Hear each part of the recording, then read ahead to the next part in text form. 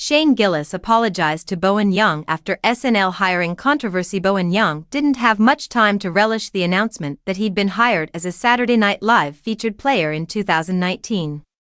Within hours, the internet was sharing podcast clips of Yang's new castmate Shane Gillis making homophobic jokes and using Asian slurs. As SNL's first Chinese-American comic and an openly gay man, Gillis' words put Yang smack in the middle of a conversation that he didn't start. He was napping when the news broke, he told The New Yorker. He woke to texts from his agent, "I'm so sorry. Are you awake? I'm so sorry." Lorne Michaels tried to get ahead of the scandal, calling Yang to make sure he knew what was erupting in front of them. "I don't need you to be the poster child for racial harmony," Michaels assured him. Getting ahead of it himself, Yang texted Gillis.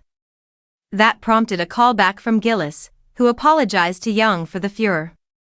"I ended the call by saying, 'I guess I'll just see you at work,'" Yang says. He laughed and said, "Sure," and hung up. Then they announced that he was fired. It was the first time that Yang's tenure on Saturday Night Live left him feeling incidental to this big national story about cancel culture, but it wouldn't be the last.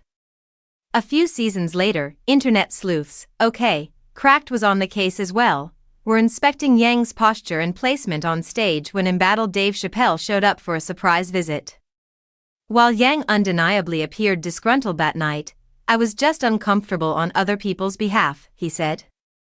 It wasn't this big protest. A month later saw the return of Gillis, inexplicably the host of the show that fired him for his hateful rhetoric. Gillis' growing popularity, at least in part, resulted from disgruntled fans protesting political correctness in comedy. Once again, says The New Yorker, social media scrutinized Yang for signs of uneasiness or distress. Again, he felt like a character in a culture war pageant, the woke scold. That makes Yang a singular presence in SNL's history. "It's taught me about my place on the show being kind of strange and unique," he said. "I never expected to be a Nora Dunn being furious that an Andrew Dice Clay is there."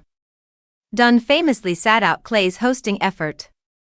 "I was very familiar with his work," she said in SNL Oral History Live from New York. "He had a routine about sticking a woman's head in the toilet, fucking her up the ass and then telling her to make some eggs.